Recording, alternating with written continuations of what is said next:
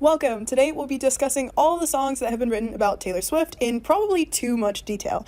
Now, before we get into this video, I want to clarify that first of all of these are just theories, and second of all, I am just the messenger here. I knew a few of these songs existed before this video, alright? But the amount of Reddit threads that I had to dig through before making this video is just immense, okay? Anyway, let's get into the video. Let's discuss the tiers that we have going on in this video. Number one is if I Google Taylor Swift songs, this comes up. So these are songs that have either been explicitly confirmed to be about Taylor Swift or mention a detail about her that is just so specific that there's genuinely no way this song's about anybody else, in my personal opinion. Number two, we have probably, but maybe not. This is the tier where, all the maybe songs go. They have some hints that made people believe that they were about Taylor, but maybe they're not. There's a chance that they're not. Tier number three is vibes equals evidence. There's a lot of songs I found that people thought very passionately are about Taylor, but when I dug in and looked at the evidence that they were, I couldn't find any, and this is the tier for those. There's some hints, all right, but we don't really know. And this is a gradient, okay? These aren't strict tiers. Moving on to the final tier, it's called Tenerife C, and we'll get to why it's called that later, but I had to make a separate tier for it.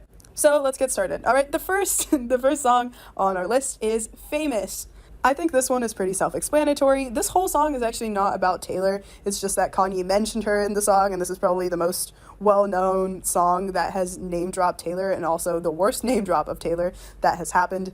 For the people that don't know, I'm going to summarize the drama revolving around this song really quickly. Essentially, way back when, Kanye interrupted Taylor at an award ceremony where she was receiving an award, and he came up on stage and he was like, actually, Beyonce should have gotten that award instead. But this created a feud, as it should, and this feud lasted a few years, and then Kanye came out with this song and name-dropped Taylor in a very non-pleasant way, and then of course Taylor got mad, because why wouldn't you? You wouldn't want someone saying this about you in a song. But then Kanye came out with a voice recording of Taylor saying that it was actually okay for him to feature her in a song. And so the entirety of the internet got mad at her, and after the song came out and this drama began, she was essentially canceled. This is when Taylor Swift went all the way back into hiding. This is essentially what caused that. But in the end, we found out that Kanye didn't, obviously mention how exactly he would feature her in the song. But yeah, there's not really that much more to the song in terms of Taylor Swift, because the rest of the song isn't about her, and I don't know Kanye that well as an artist, so I'm not going to try to decode this.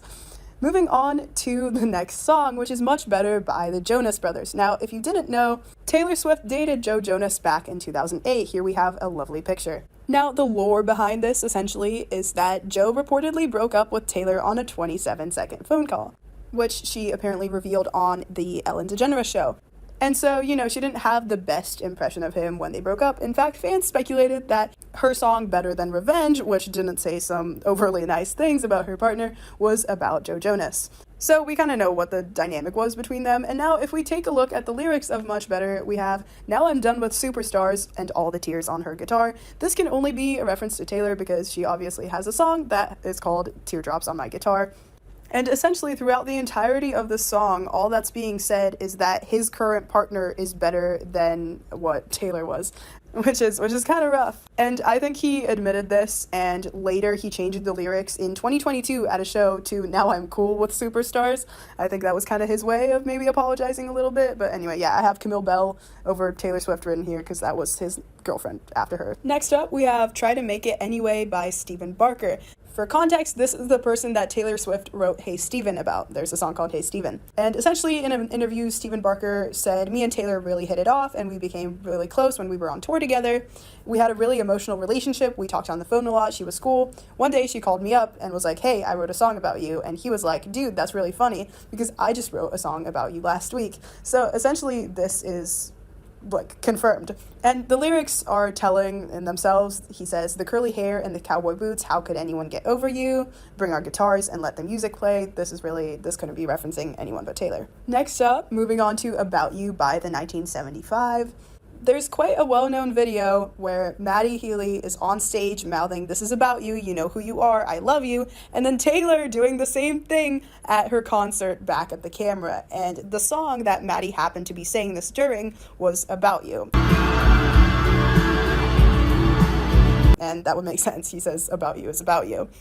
But for those who don't know, and I've discussed this a lot on my channel, but they had a very old fling, so it dated back to like 2014 and 2015, and that's why they got back together in 2023. And in this song, that's evident. He keeps saying that, he needs to remember her face and recall how they met and hold on and hope that we'll find our way back in the end. And then he keeps asking, do you think I've forgotten about you? And a fun detail is that in her song Question Odd Midnights, Taylor starts the song with saying, I remember, which theoretically could be a response to this song. I think it's fun to theorize, and I think it would be a cute little thing. I don't know if this is actually a response, but there's also some hints that we've received that Question is about Maddie, so maybe it is. By hints, I mean Taylor's fun little monologue before playing Question while she was dating Maddie Healy. I don't know. It's not just a tour, it's like, I don't know, I just sort of feel like my life finally feels like it makes sense. And so I thought I'd play this song, which brings me really a lot of happy memories. Next up, we have Perfect by One Direction, released in 2015. And for those that don't know, sometimes the One Direction songs weren't written at all by band members, and sometimes just certain band members. This one in particular was written by Louis Tomlinson and Harry Styles, as well as One Direction's usual writers, because they had a lot of them working for them. That is a significant detail, because it's not always guaranteed that Harry worked on every One Direction song. But anyway, Taylor Swift and Harry Styles dated from late 2012 to early 2013. This relationship was highly publicized because One Direction was extremely big at the time, and they still are, and Taylor Swift was also extremely big at the time and still is. Some people think that this was just arranged by the management teams to gain them more publicity. I don't know. And in this case, I don't think it matters, because even if the management companies were doing this for attention, guess what they would do next for attention? Demand a song written about Taylor Swift. And so this song has the lyric, and if you're looking for someone to write your breakup songs about, then baby, I'm perfect, which is in the bridge, which is sung exclusively by Harry in the recorded version. Now, to my knowledge, and we don't know about Harry's private life, but in the list of celebrities he's dated, there's really not any singers, especially before 2012. I don't think there were any singers in there. Now, this could be referring to another band member, sure, but Harry Styles is singing that lyric.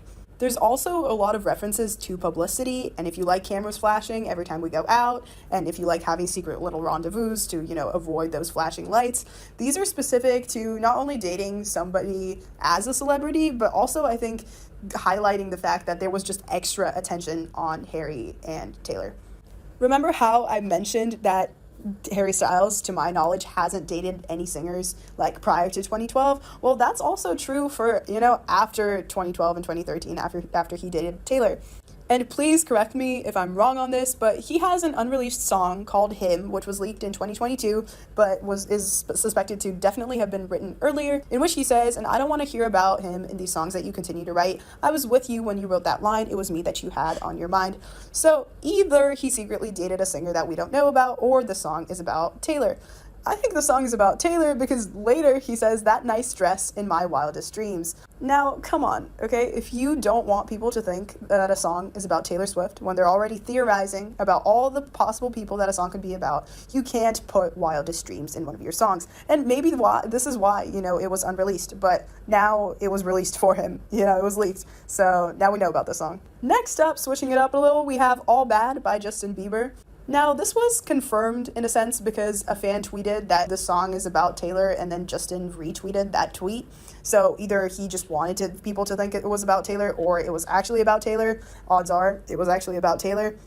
This entire song is about people trying to sabotage his relationship with someone, namely women trying to sabotage his relationship with someone, namely friends of his partner trying to sabotage his relationship with someone. That someone is likely Selena Gomez, who Taylor Swift is longtime friends with, and Taylor Swift actually used to be friends with Justin Bieber, and they used to get along from what I've seen at least, and then eventually they sort of just drifted apart, and Taylor Swift started avoiding questions about him, when he started dating Selena Gomez and things started going south. And here Justin says, they try to get at me behind your back, his partner's back, trying to tell me that I'm just like the others, but I ain't all bad. And he also says your worst enemy sometime be your best friend, and this to me is referencing Taylor Swift, who is Selena's best friend. Next up, we have Country Star by Tom Odell. It's a little bit more speculative than the previous ones. She and Tom were seen after the Brit Awards in 2013 together, just hanging out, but Tom later in interviews was like, oh, we're not dating, and he was also like, it would be terrifying to date her, you know, but I admire her. Where have we seen this before, is all I'm saying, all right? In 2021, he releases this song, and he says, picture this, I'm in an English bar with a young American. She's telling me all about her new guitar. He also says that she's a young American country queen and that she's a little bit taller than she is on screen. Now, this collection of details to me seems like to scream Taylor Swift, because she is very tall, if you don't know. She's 5'9", which compared to most pop artists is very, like, defining. And she also started her career as a country singer. That was her thing. Her guitar was her thing. And this song also is screaming to me like something that could have happened, but something that didn't really happen. It's not like I'm in love with you, but he's enjoying his time with this person. So the theory goes that this was written about Taylor Swift back in 2013, or maybe, you know, more recently, because they're friends. And finally, we have some honorary mentions. These are all the songs that are literally named Taylor Swift and are about Taylor Swift that people have just written about her because they're fangirls or fanboys and they wanted to write a song about her, which I think is really cool. And then we also have I Move So Swift, They Call Me Taylor, from the song Favor by these people that I'm not going to try to pronounce, which I think is just pretty funny. Now it's time for the second tier, probably, but maybe not. I've kind of tried to put these in order from most to least believable, but really this is really up to interpretation. So first off, we have Sympathy is a Knife by Charlie XCX. It has a really specific lyric in it which says, don't want to see her backstage at my boyfriend's show, fingers crossed behind my back, I hope they break up quick. Now, here's the backstory behind this. You're going to have to follow along for a little bit, okay? You're going to have to stick with me. So George Daniel is part of the band, the 1975, and he and Charlie XCX started dating back in 2022, and then they got engaged in late, 2023. So he's never broken up with her. You know, they're literally engaged now. And Matty Healy, the frontman of the 1975, and Taylor Swift, as we know, dated in early 2023. Now, if we take a look back at this lyric, Charlie says, I don't want to see a female backstage at my boyfriend's show, fingers crossed behind my back, I hope they break up quickly, meaning this person is dating someone else that she knows, and she hopes that they break up. And who do we think that is? I think this was talking about Maddie and Taylor Swift.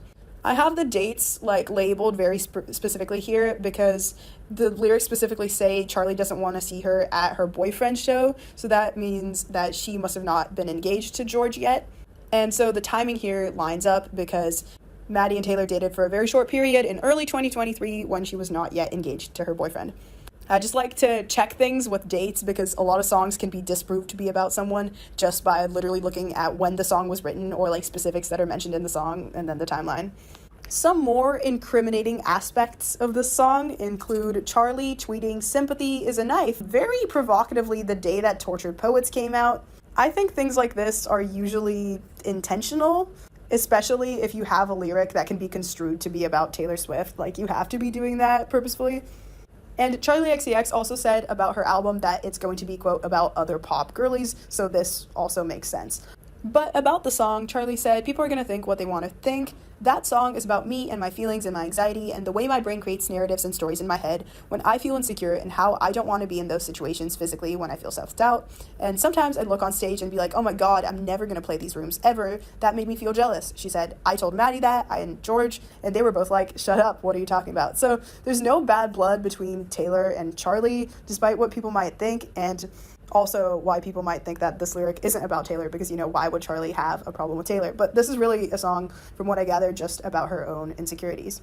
And also, I hope they break up quick seemed to be a sentiment shared among many people about Taylor and Maddie's relationship, so this really comes as no surprise. This was mentioned a lot in Taylor's lyrics, and we just saw the press reaction to that overall. Next up, we have Roadkill, coincidentally, by the 1975. Now here, I must reinstate that Taylor and Maddie were an old fling, okay? Something happened back in 2014, and I have videos, I have Tumblr threads, and I'm not going to go through all of them right now.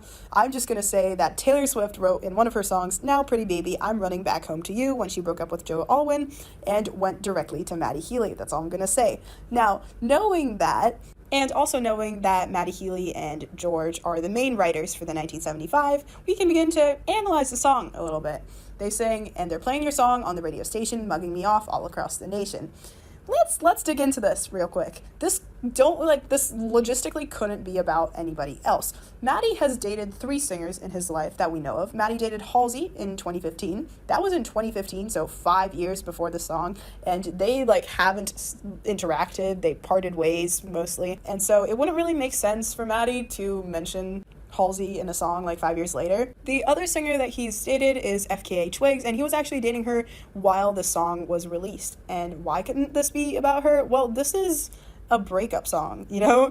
He says that the radio playing this person's song is mugging him off, which I think is British slang being used in this context. But you get what, mugging is robbing somebody, I think we get the gist that this is not a positive lyric. He also says that this person that he's talking about is making out with people that she doesn't like.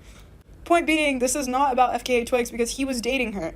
You wouldn't write this about somebody you were dating. So the only person that we have left to discuss is Taylor Swift, that Matty has dated, and George has, to my knowledge, only dated Charlie XCX. I mean, he might have dated other singers, but he's engaged to her now, so he hasn't broken up with her either. So this could really logistically only be about Taylor Swift. We also have some other hints in Taylor Swift's discography. You can choose to disregard them if you want, but Taylor, specifically in the Tortured Poets department, has more Texas mentions than normal. Normally there are 0. I think she's mentioned it once in her whole discography, but in Tortured Poets department it appears 2 times. The first time she says the dopamine races through his brain on a 6-lane Texas highway. May I direct you to the lyric that says, well, I pissed myself on the Texan intersection. That's basically referring to the same thing. Texan intersection, Texas highway. What an odd coincidence, right? And then in Florida, Taylor also mentions Texas. She says, so you pack your life away just to wait out the shitstorm back in Texas. Now, While I Can Fix Him is almost very clearly about Matty Healy and his kind of, reputation for saying things in public spaces that shouldn't be said, and her trying to fix him in that manner. Florida, I don't know if this is about Matty or not, but you have to agree that it's kind of strange for her to all of a sudden start bringing up Texas. All the way back in her discography, Taylor also says, and if you wanted me, you really should have showed, and if you never bleed, you're never gonna grow, in the one, and the song is on Folklore, which was released in 2020. Coincidentally, Roadkill was also released in 2020, and in Roadkill it says, if you don't shoot, then you'll never know. Should have learned that quite a while ago. And if you don't eat, then you'll never grow. I should have learned that quite a while ago. This particular setup of words, if you don't blank, then you'll never grow, never know, that rhyme has also appeared in a past song of the 1975, and that's why they're mentioning it now. My point being, this is a phrase that has been kind of coined by them over their years of songwriting, and I find it just curious that it appeared in this song and Taylor mentioned it in her song. Just saying, okay. The final detail is that Roadkill is track 10 on the 1975's album that it was released on, and Taylor and Matty kind of have a history of communicating through track 10 on their albums. This has been analyzed by fans over and over, and I won't go too deep into it here because I literally did a whole video on this, so go watch that if you want. But the theory goes that if it's track 10, it's probably about Taylor Swift. Don't quote me on that, though. Please don't quote me on that. Next up, we have Paper Doll by John Mayer, who she dated from 2009 to early 2010. This was the relationship with a pretty big age gap. I don't think either of them left with a good impression, and this song was then released in 2013. Now, John Mayer has kind of denied that the song is about Taylor. He said the person they thought it was about brought a certain amount of superficial pop culture back and forth about it, but the song was not about that person, and I could never tell anybody that's not true, because then I would be breaking my rule that songwriters don't say who their songs are about or not about. To me, this sounds like the BS response that everybody says when they're trying to de-escalate a situation. Because in 2013, everybody was like, this song is about Taylor, and people were getting angry, blah, blah, blah. But why did they think this song was about Taylor? Well, it has the lyric, you're like 22 girls in one. Coincidentally, Taylor has a song called 22, which is pretty popular, so people, I think, thought that was a dig at her. Also, it has the lyrics, fold a scarf, Moroccan red, and tie your hair behind your head, strap into some heels that hurt. Tie your hair behind your head and strap into some heels is pretty generic, but, Taylor, for some reason, likes red scarves. If you look at the All Too Well music video, the red scarf is kind of a main character in the music video. Sadie Sink, who's playing young Taylor Swift, has this red scarf, and then her partner, all these years later, is still wearing her scarf. And yes, Moroccan red is like exactly that color, but you know, we won't look too deep into it. This is also the person that Taylor wrote Dear John about, and that one's like pretty much confirmed to be about him as well. So, you know, it would make sense for him to write a song clapping back, but this one's kind of a little bit up to interpretation.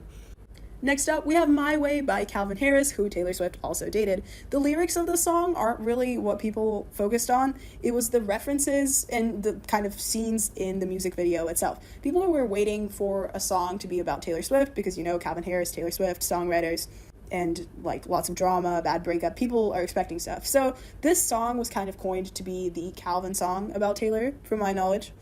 Calvin himself said that the song is about breaking out of a situation that you thought was a good thing, then you're way more comfortable out of it. And it could be anything, he added. It could be a job or it could be a relationship. I had the idea for the concept for a few years, but I didn't know how to work out how it sounded until recently. This, despite the theories, kind of says to me that maybe this isn't actually about Taylor, because he dated Taylor from March 2015 to May 2016. And then the song was released like 4 months later in September, so maybe he just got some dates wrong in the interview, I don't know.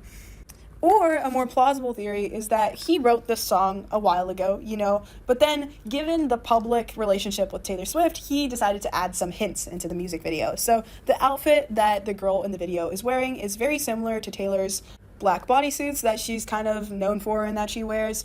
There's also a scene where Calvin and this girl are sitting at a table and the girl's in a polka dot dress, and this is like a clone of this shot of Taylor in one of her music videos, I think. There's also a shot of the girl in Calvin's video wearing this big flowy dress, and this is also kind of can be interpreted to copy one of Taylor's music videos, and Taylor actually wears a very similar dress on the Eras tour as well. I think this is kind of a characteristic of one of her eras. Overall, the theme of this music video is Calvin is with this robot girl, but his signal with her is kind of keeps going in and out, and some people were like, this is very reminiscent of some long distance relationships, you know, and that was true for him and Taylor for some of it, I think, because she was doing the 1989 tour, so he didn't really see her all that much. So I think maybe the song necessarily wasn't written about her, but the music video definitely was playing up the drama. Next up, we have kind of a strange one. It's called Not Going Anywhere by Andy Gullahorn. I don't know who Andy Gullahorn is, but I do know that Liz Hewitt is the only writer on this song, and she was one of Taylor Swift's backup singers for both the Fearless tour and the Speak Now tour. Now, what are the lyrics about? Well, to me, it kind of seems that the lyrics are about being left behind while your fame rises to fame and, like, losing that friend somewhat in their fame, but also kind of still saying that, oh, I'm going to keep being here for this friend, which is kind of a jumble, so let's break it down. She says, do you look down from your meteoric rise to find that I'm not going anywhere? And right before this, she also says, does the weight of your ambition make you tired? This is clearly referencing someone with, like, big dreams and big goals, and they're actually, like, happening to this person.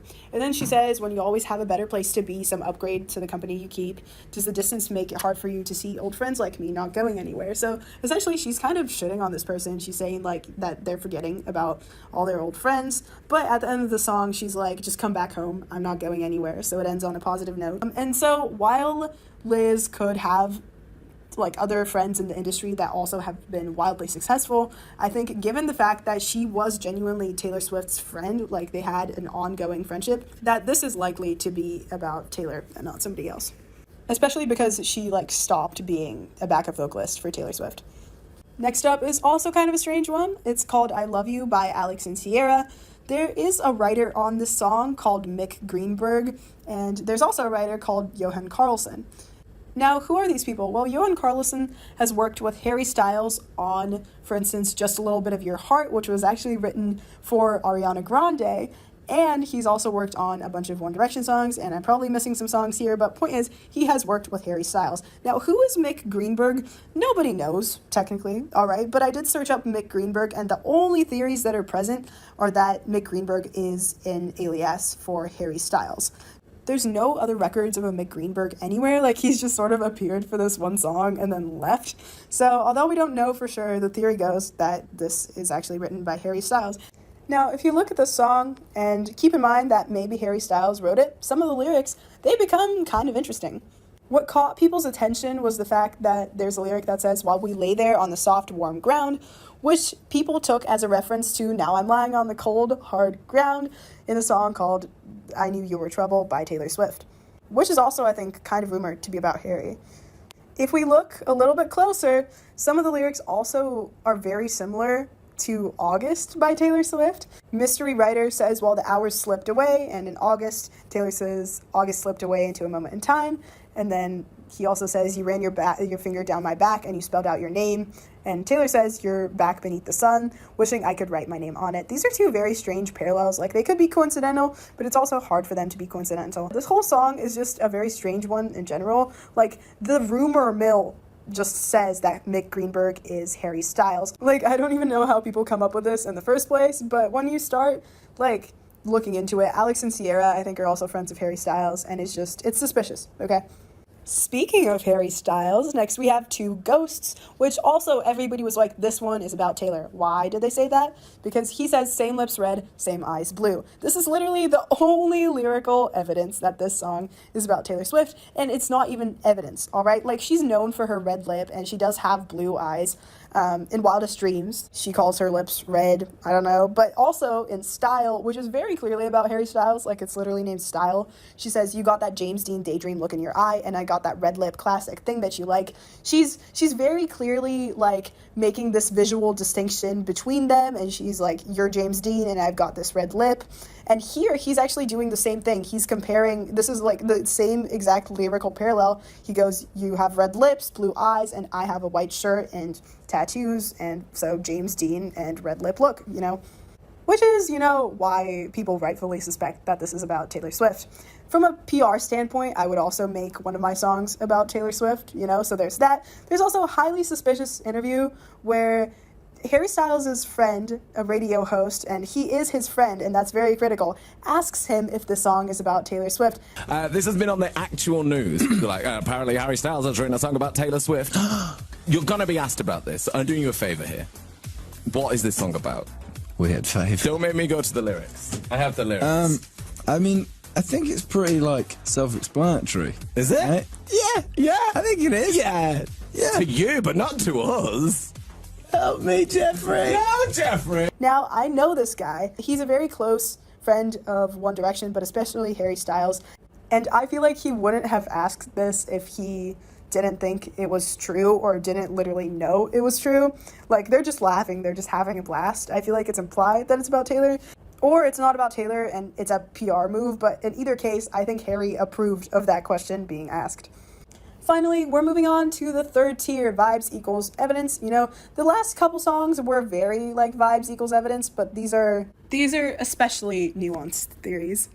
We have Swish Swish by Katy Perry. Maybe this is actually should have gone in the tier above, but I don't care. It's here.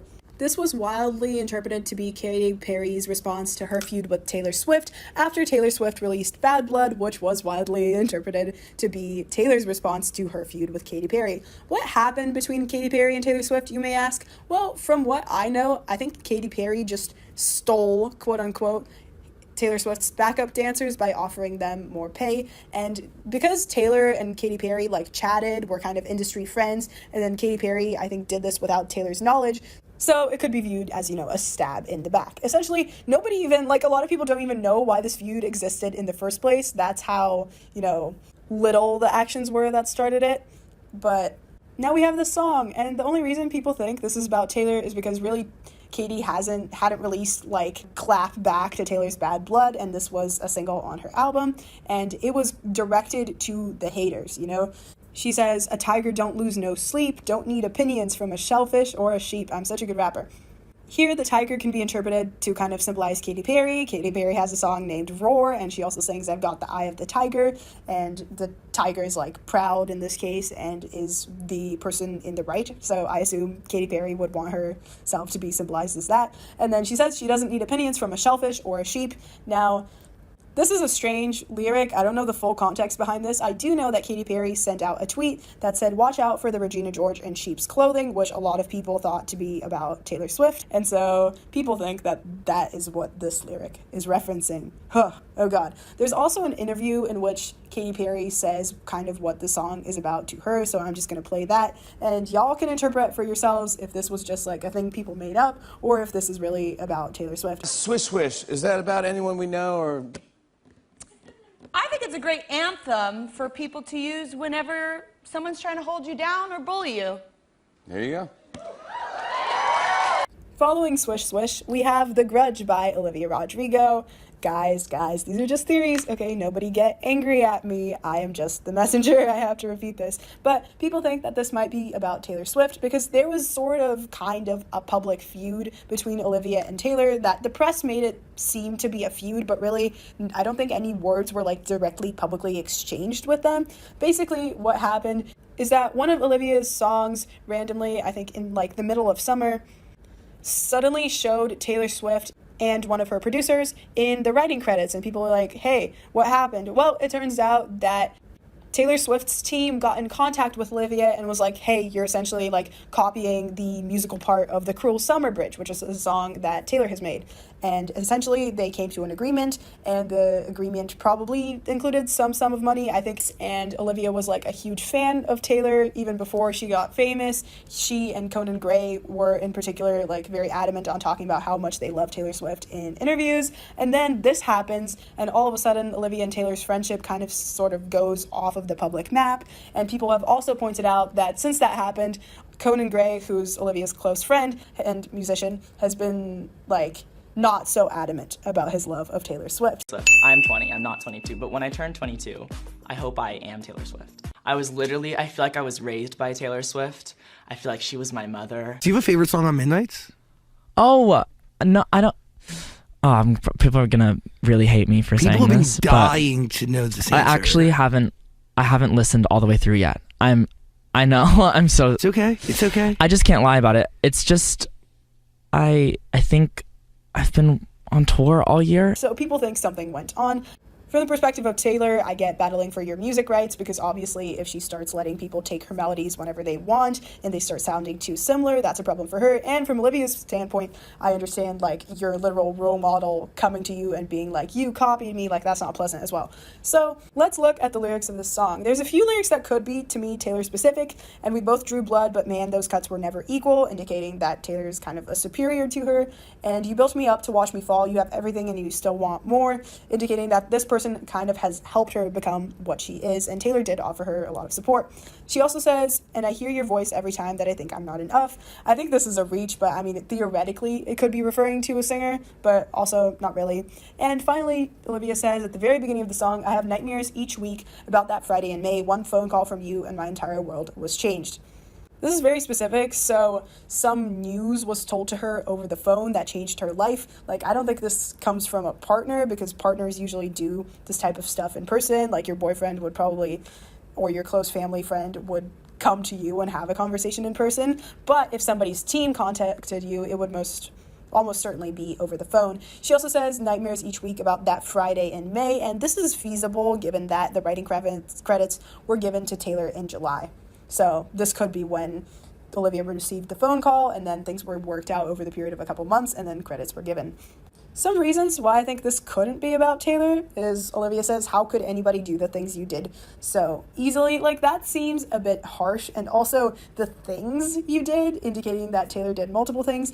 I think maybe this is a culmination of like her grudges against people.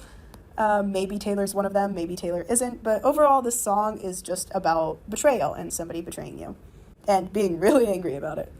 Next up, we have Kiss Me Slowly by the band Parachute, which was released in 2011. Now, Taylor met Andrew Anderson, who is the lead singer of the band Parachute, on the New Year's Eve of 2008. And then a news article said that regardless of whether the two are dating, Swift appears to be a fan of Parachute. The band is one of the only 66 accounts she follows on Twitter, indicating that at that time they were pretty close. And then there's also a couple interviews, and one of them, Parachute lead singer, says he and Taylor Swift are best friends, so they were pretty close. About this song in particular, Anderson said, "I can't let the cat out of the bag and say exactly who Kiss Me Slowly is about, and it is about a very specific person whom a lot of people know, as if that isn't, a dead giveaway. But Kiss Me Slowly was simply inspired by my friend, who I've always thought was so great and lovely, even with the scars and imperfections that came as a result of past attempts with love." Will admits about the song, "Honestly, I feel like she deserved a song for herself, so I sat down and wrote it about her." Reading this, I think this should actually go back into the second tier of probably, but maybe not, because this interview actually seems to be very obviously about Taylor, because if people are speculating about the song being about Taylor and he says it is about a very specific person that people know, it's about her, okay?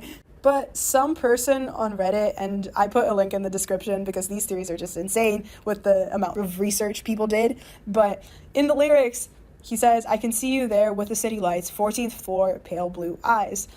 Now, somebody noticed that an apartment that Taylor bought, before she met Anderson, or like around that time in 2009, is in Nashville, and in it she has a penthouse on the 18th floor, which would be like, what's the 18th floor? And he's talking about the 14th floor. Well, somebody looked at the floor plans and was like, actually, if you count from the entrances, like near the deck, it is actually very easy to mistake the top floor for being the 14th floor. And you can look at that if you want. I'm not going to pull up Taylor Swift's floor plans in this video, but I believe them. And later in the lyrics, he says, "But with my eyes closed, all I see is the skyline through the window, the moon above you, and the streets below." This is clearly referencing, a high-rise apartment. He also says, "She shows me everything she used to know, picture frames and country roads when the days were long and the world was small." And this apartment is in Nashville, Tennessee, which I mentioned earlier, and that's where Taylor Swift grew up, so this would make perfect sense. And then he says, "She stood by as it fell apart, separate rooms and broken hearts," and Taylor Swift's parents did get divorced, so that could be referencing that. Finally, he says, "And it's hard to love again when the only way it's been, when the only love you know just walked away."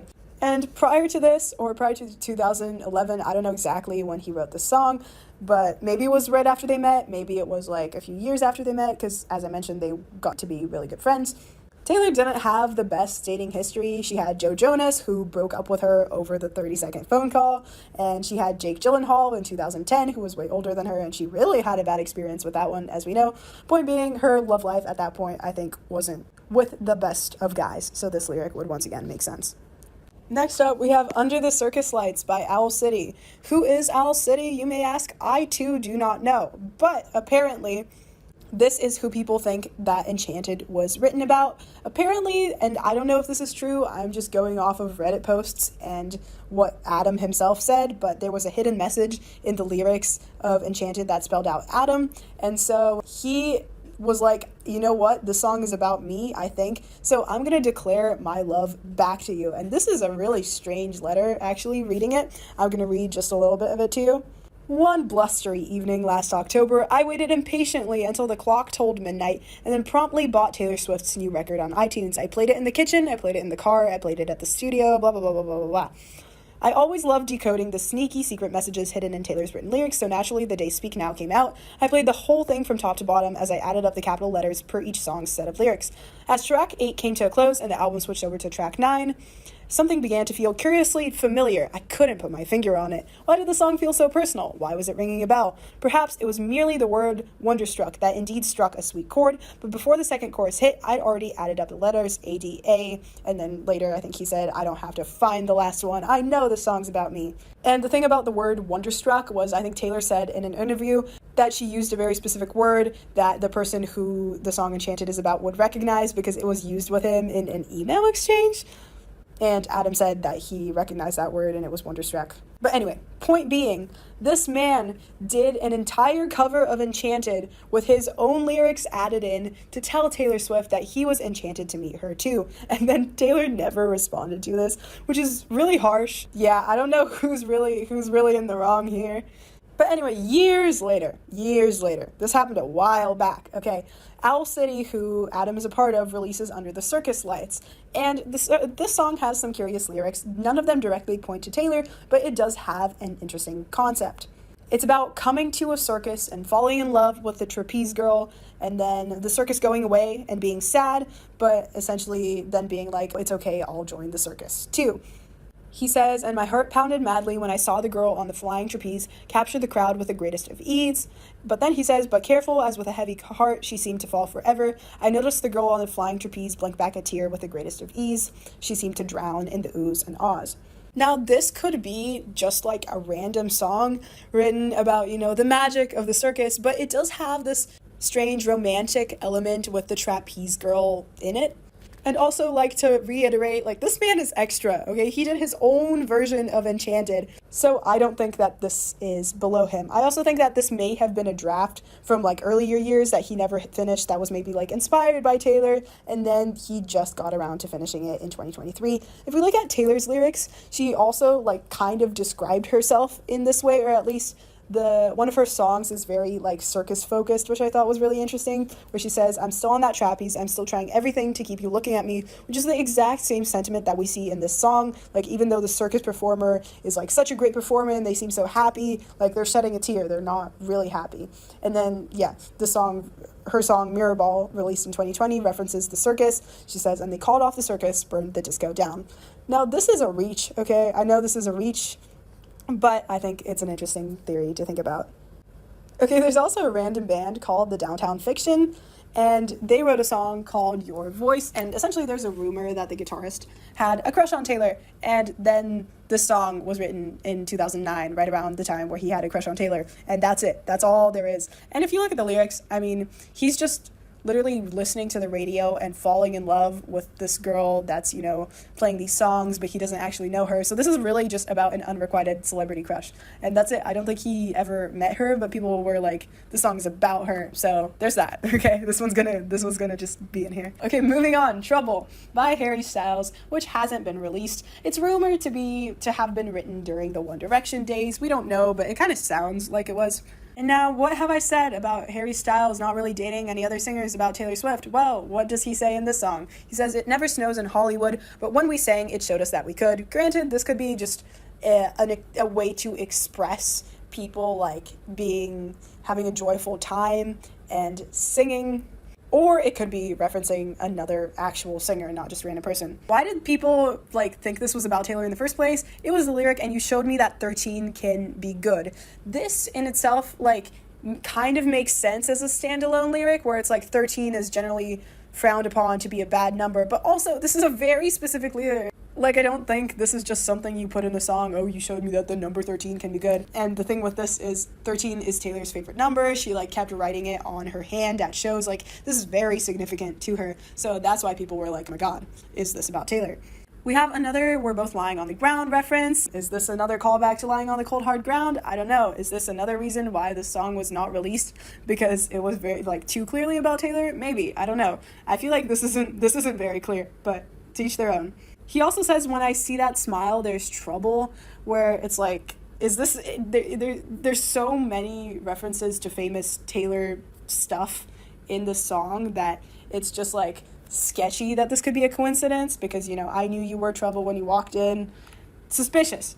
To add to the suspicion, he also says, because where we're going, we don't need no shoes, and coincidentally, there's a song called Maroon on Midnights, which I've discussed. Some people think it's about another person. Some people think it's about Harry. Anyway, it says, the one I was dancing with in New York, no shoes, which coincidentally matches this lyric. So I'm going to leave that here, and we're going to move on to the next song, which is Meet Me in the Hallway by Harry Styles.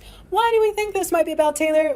Taylor Swift likes hallways. That's it. That's the reason. But hear me out on this one. Somebody did a whole analysis on Taylor Swift's usage of hallways in her lyrics, and it was actually really interesting. But I've summarized the few points here. She keeps mentioning hallways a lot. And specifically, she consistently uses the image of the hall to describe a love that is unsafe. Kind of, when you're in a room, you're safe, but a hallway is a place of uncertainty. For instance, she says, you were standing hollow-eyed in the hallway in Maroon, which I've said is kind of rumored to be about Harry. In You're Losing Me, she says, now you're running down the hallway. And, I'm not saying that all these songs are about Harry. You're Losing Me is pretty clearly about Joe Alwyn, but I'm just saying that this is how she uses hallways, and she likes using them lyrically. She also says, holding all this love out here in the hall in Exile, and were you standing in the hallway with a big cake, happy birthday, in Coney Island. And in Hits Different, she says, I heard your key turn in the door down the hallway. Was that your key in the door? So all these references are just referencing a situation where you're uncertain about your love with your partner. Either you're not sure it's requited or something's going wrong with it. And then just for comparison's sake, some lyrics where she mentions room are the very opposite of this. She says, "We rule the kingdom inside my room, and something different bloomed writing in my room." She uses room as like this very positive thing with love, where she feels sure that something good is happening. So what is the song about? Harry Styles says, "Meet me in the hallway, I just left your bedroom." That's pretty much it. The rest of the lyrics, I'm not going to get into them. I think it's just about waiting for your partner in the hallway and being unsure if they're going to like come and get you back. Given the strange reference in Maroon to the hallway and like the barefoot reference, and there's also a video I think of her actually like dancing with Harry Styles barefoot from like way back when, so that's why people think Maroon is about him. Anyway, I think it's a very strange coincidence, and maybe the song's about her. Finally, moving on to "Where Do Broken Hearts Go?", written by One Direction in 2014. Harry was the only One Direction member involved in this writing process, and I say that because the lyrics of this are very non-specific. However, if you compare this to Taylor Swift songs that are rumored to be about Harry Styles, namely Out of the Woods and Style, we see a few similarities. So in Where Do Broken Hearts Go?, they sing, "Counted all my mistakes, but there's only one standing out from the list of the things I've done. All the rest of my crimes don't come close to the look on your face when I let you go." Meaning that Harry Styles, or somebody in One Direction, was in the wrong in this relationship and they let their partner go. Now, in Out of the Woods, Taylor says, "Remember when you hit the brakes too soon, 20 stitches in the hospital room when you started crying, baby, I did too." This implies that her partner was the one that hit the brakes on the relationship and then regretted it, and essentially both of them didn't have a good time as a result. And in Style, Taylor also said, "And when we go crashing down, we come back every time," indicating that their relationship wasn't like very stable, it was very on and off. Finally, she also said the rest of the world was black and white, but we were in screaming color in Out of the Woods, which is kind of similar, but not really, to Counted All My Mistakes, but there's only one standing out, you know? Both of them thought this relationship was very, like, special, which, I mean, is very common with relationships. Like, you think you found the special one, so that one's up for interpretation. He also says, "Shadows come with the pain that you're running from," which is also referenced in Out of the Woods when Taylor says, "I walked out, I said, I'm setting you free, but the monsters turned out to be just trees," which is like almost a direct mention of shadows, so I thought that was interesting. And if Harry Styles was writing this, and if we assume that at least some of the songs we've discussed in his unreleased discography are about Taylor, if we can take anything from them, it's that Harry kind of likes using Taylor's lyrics as something to bounce off of, so I think this is fun to think about. The honorary mention in this tier is the 1975 discography. I personally think that there's a lot of songs on their discography that could potentially be about Taylor, and I did a whole video covering this, and I don't want to just reiterate what I've said prior, so if you're interested in that, please feel free to check it out. I'll leave a link in the description and like somewhere around here in the cards. Finally, we have the Tenerife C tier, the best for last. Now, hear me out, okay? I was on Reddit, I was minding my business, I was scrolling looking for songs that people think are about Taylor, and I happened upon Tenerife Sea by Ed Sheeran, and I was like, wait a minute, what are you guys talking about, right? And this is a whole debate, okay? There's a bunch of people that think this is for sure about Taylor Swift, and there's a bunch of people that are like, stop talking about this is rude, this isn't about Taylor Swift. And I'm, once again, just the messenger, but I'm here to tell you the facts about why people think the song might be about Taylor Swift. So Taylor Swift and Ed Sheeran have been friends for like the entirety of their musical careers, right? Here on the bottom, I've like featured some photos. Here they're very young. Here they're at the Grammys. Here they're at the Grammys again. Keep that in mind. They're always at the Grammys together, and they're, you know, hanging out and such. And, you know, they're pretty close, you know? But that aside, this song was officially debuted in 2013, and before Ed Sheeran played this song, he went on a little tangent about what it was written about, and I'm just gonna let it play here. I wrote this song after the Grammys. I was in a situation at the Grammys, and everything was kind of all happening at once, and there was a lot of people around just talking a lot of shit, and I found the only sense that was coming out of anyone's lips or vocal box.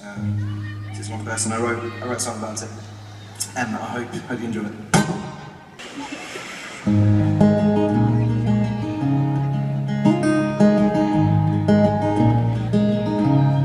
Now, this is a bit strange, right? Because he did not have a date to the Grammys, to my knowledge, in 2013.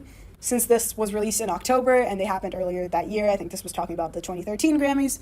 And the song mentions the way it brings out the blue in your eyes, meaning that the person that he's talking about has blue eyes. And the only two women who he was linked with in 2013 and 2014 and even 2012 were these two. It was Ellie Goulding and then this girl. I Googled her and I forgot her name and I'm so sorry. But my point is neither of them have blue eyes, okay? And now we encounter something strange, right? If we take a look at the lyrics, this is about a person that you like see and you've fallen in love with. And the lyrics kind of imply that you've already known this person for a little bit. He says, you got the kind of look in your eyes as if no one knows anything but us. This doesn't give the vibes of somebody you just met. And at the end of the song, he says, and in a moment, I knew you best, implying that this kind of infatuation happened in a brief moment, and it didn't really continue after this, and it wasn't really present after. But anyway, point being, who at the 2013 Grammys could this be talking about besides Taylor? I mean, there's a lot of musicians with blue eyes, I guess, but does he really know any of them very well? But anyway, this is her at the 2013 Grammys, and as you can see, her hair is falling down the side of her neck. Okay, this song is for sure about Taylor because it does seem oddly suspicious. Then again, maybe it's not about her. But, it's also the age-old question of, can boys and girls really just be friends? And, can you be friends with Taylor Swift for 7 years without having a crush on her just one time? That's what this comes down to. That's all I have for you today. Thank you so much for watching. Don't forget to like and subscribe. This video took a long-ass time to make. And I'm going to link this slideshow below if you want to have it and support the channel. Thank you.